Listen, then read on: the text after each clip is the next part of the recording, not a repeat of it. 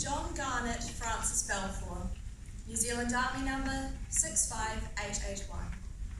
Jack to his mates, Grandad to me. He died before I was born, but the only reason I am here today is because of him.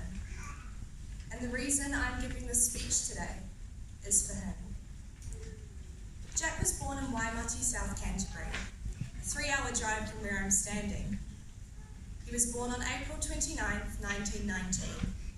He would have been 100 in a few days' time. Jack went to Waimati Primary School, and from there he went to Timaru Boys High, where he passed but didn't excel. After he left school, his first job was as a trainee cadet for the Ministry of Works. He thought he might be there for 40 years, but he was only there for 14 months. It was 1940. He didn't volunteer to join the army. His mother refused to let any of her 3 sons volunteer. She would say to anyone who asked, "They will get called up soon enough. No need to give them up any earlier." She had lost a brother in World War I, and her husband, Grandad's dad, died after being kicked by a horse a few years earlier. Her boys were all she had. She knew what war was like. She had seen men come home from World War I, so she was in no hurry to lose her sons. Regardless, all 3 boys, her entire family, was called up within 18 months. They all went to war, and she stayed at home alone. Grandad spent 4 years and 233 days in the New Zealand Army. That's as long as I would spend at high school. For 4 years of that time, he was in North Africa and Italy. From the age of 21 to the age of 25, he was fighting a war. He had his 21st birthday on a troop ship headed to Europe. He was in the artillery.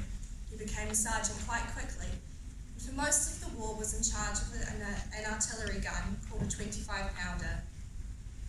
He didn't see the Germans or Italians he killed.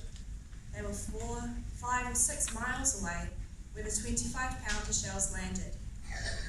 But he knew he probably killed hundreds of good men. Men that were sons and brothers, just like him.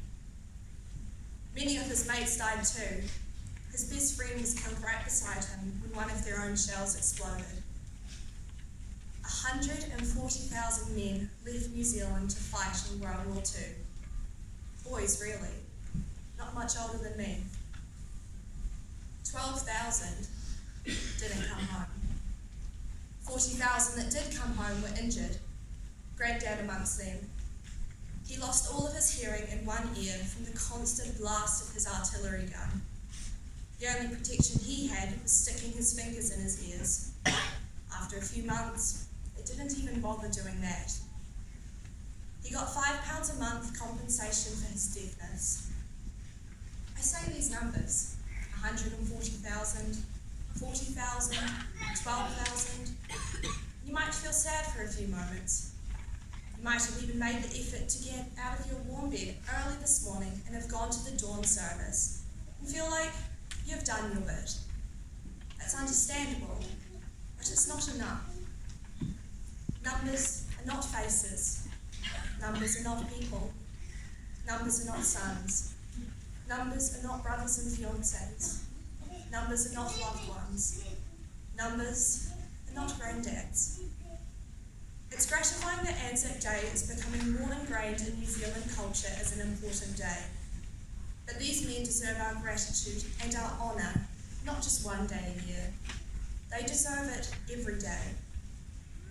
Their memorial is not an arch built in the gardens 70 years ago, or a statue in each small town across New Zealand that we drive past on our way to somewhere else. We owe them more than that, much more. The greatest memorial to Jack Balfour is me. It's you. It's us. It's building a place and a future we can be proud of. A place where we can express our beliefs freely, speak openly, love openly, say what we think, be who we want to be. That's the memorial that I want to build and protect. That's what Jack Balfour fought for, and with 140,000 other New Zealanders in World War II, and hundreds of thousands of other men in other conflicts around the world. Every one of them a son, a mate, a Kiwi, or an Australian, or a Frenchman, or a German. Every single one of them with a story, just like Grandad. Some whose were cut short on the battlefields of Europe, Korea, Vietnam, or Afghanistan. But many whose stories continue through new generations. It's our job to keep their stories alive. Not by looking back with sadness, but by looking forward with hope. It's not the monuments we built for them, it's the monument they built for us. The monument our service people built is Aotearoa, New Zealand, this country we call home. And it's our job as New Zealanders to make that monument better every day. Recent events in New Zealand have shown us that peace, safety and happiness are not a right that we can take for granted. They have to be earned every day by acts of bravery and by acts of kindness, by all of us. Every one of us has someone like Grandad in our past, just 2 or 3 generations ago.